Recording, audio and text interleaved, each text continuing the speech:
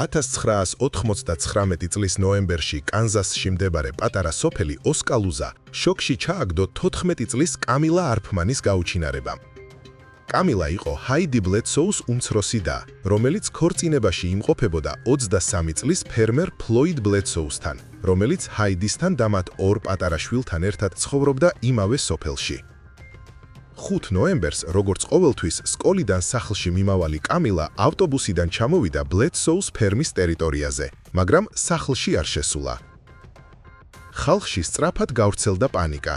მეზობლებმა და ადგილობრივმა ხელისუფლებამ მისი ძებნა დაიწყეს, ხოლო დროთა განმავლობაში შემაშფოთებელი დეტალები გამოიკვეთა.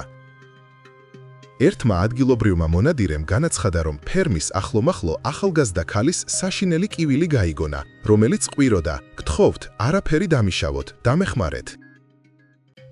კივილი, როგორც ჩანს, მოდიოდა იმ ტერიტორიიდან, სადაც ბლედსოუს ფერმა იყო, სადაც ფლოიდი და მისი ოჯახი მუშაობდნენ და ცხოვრობდნენ. 2 დღის ძებნის შემდეგ ვითარება კიდევ უფრო დამძიმდა. ფლოიდის უფროსი ძმა, ტომ ბლედსოუ, პოლიციის განყოფილებაში მივიდა და კამილას მკვლელობა აღიარა.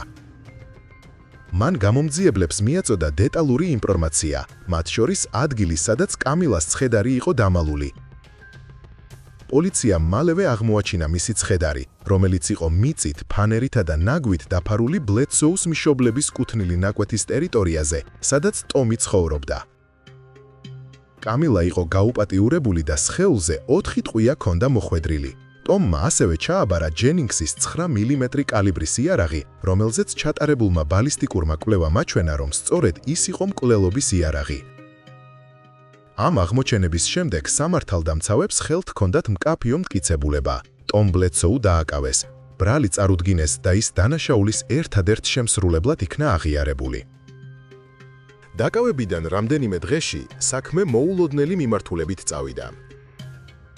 ტომ ბლედსოუმ, რომელმაც მანამდე დეტალურად აღიარა კამილა არფმანის მკვლელობა, მოულოდნელად უარი თქვა საკუთარ ჩვენებაზე. ამჯერად მან განაცხადა, რომ სინამდვილეში ეს დანაშაული მისი უმცროსი ძმის, ფლოიდ ბლედსოუს ჩადენილი იყო.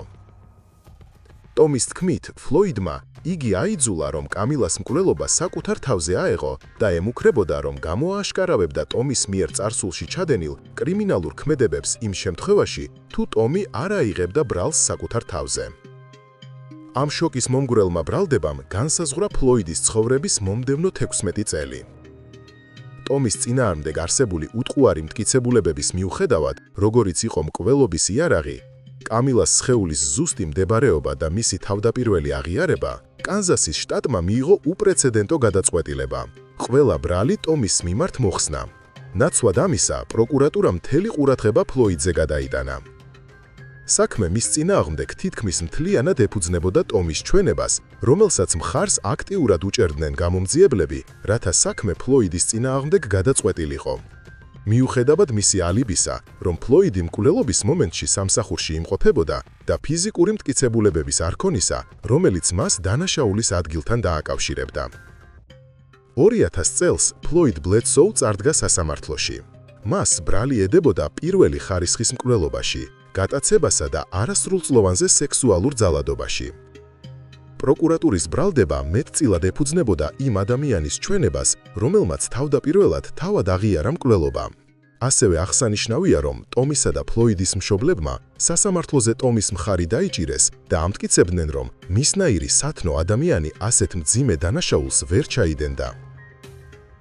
უტყუარი მტკიცებულებების არარსებობის მიუხედავად, ფლოიდი დამნაშავედ ცნეს და მიესაჯა სამუდამო პატიმრობა.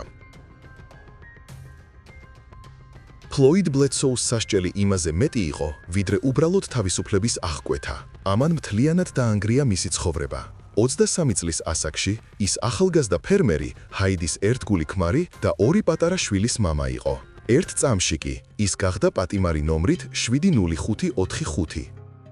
მან ასევე დაკარგა საკუთარი ფერმა და სახლი.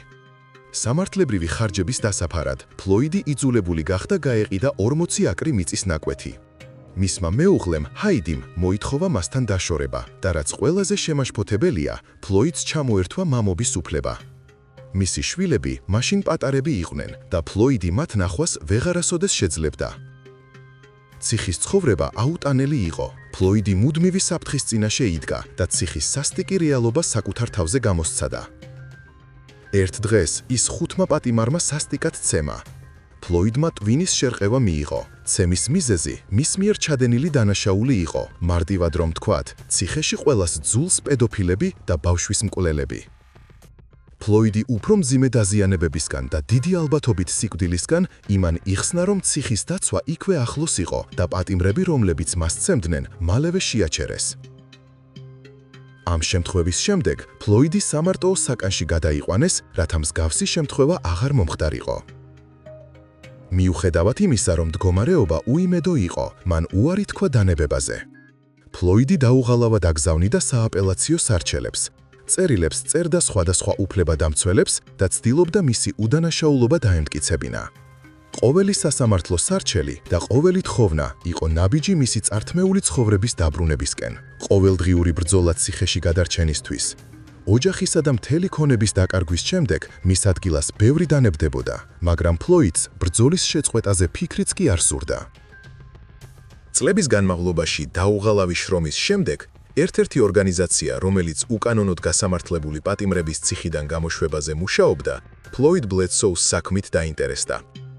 მათი ყურადღება მიიქცია საქმის ზოგიერთმა მტკიცებულებამ, რომლებიც თავდაპირველი გამოძიების დროს იგნორირებული ან უგულებელყოფილი იყო. მათ შორის 1999 წელს აღებული ბიოლოგიური ნიმუშები, მათ შორის კამილა არფმანის სხეულიდან აღებული დნმ-ის ნიმუშები.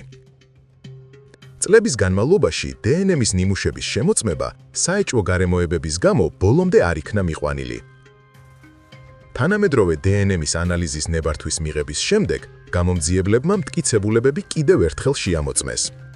2015 წლის სექტემბერში შედეგები გამოაცხადეს და ისინი შოკის მომგვრელი იყო.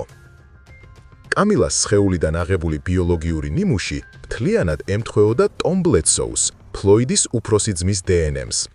ფლოიდის დნმ-ი კი არც ერთ ნიმუშს არ დაემთხვა. ტესტირება აქ არ დასრულებულა. კამილას ტანსაცმელზე, მათ შორის წინდაზე, აღმოჩენილი დამატებითი დნმ-ის მტკიცებულებები მიუთითებდა ძმების მამაზე, რის გამოც გამოითქვა ვარაუდი, რომ შესაძლოა მამამისი ტომს დაეხმარა კამილას ცხედრის დამალვაში. ეს აღმოჩენები საბოლოოდ ადასტურებდა იმას, რასაც ფლოიდი 16 წლის განმავლობაში ამტკიცებდა, ის სრულიად უდანაშაულო იყო. წლების განმავლობაში უსამართლო განაჩენის ტვირთით ცხოვრება დასრულდა. ფლოიდ ბლედსოუს უდანაშაულობა საბოლოოდ დადასტურდა. მიუხედავად იმისა, რომ ფლოიდმა თავისი ოჯახი და ქონება წლების წინ დაკარდა, ბედმამას ბოლომდე ზურგი არ აქცია და 16 წლის შემდეგ მას ციხიდან გამოსვლის საშუალება მიეცა. დნმ-ის მტკიცებულებებმა არ დატოვეს ეჭვისთვის ადგილი. ტომ ბლედსოუ იყო ნამდვილი დამნაშავე კამილა არფმანის მკვლელობაში. 2 თვის შემდეგ, 2015 წლის ნოემბერში, ტომი საკუთარ ავტომობილში გარდაცვლილი იპოვეს. პოლიციამ დაადგინა, რომ ეს თვითმკვლელობა იყო. სიკვდილის წინ მან დაწერა წერილი, რომელშიც ის აღიარებდა საკუთარ დანაშაულს. წერილში ტომმა დეტალებში აღიარა კამილა არფმანზე ძალადობა და მკვლელობა. ეჭვი აღარ იყო, რომ ფლოიდი სულიად უდანაშაულო იყო.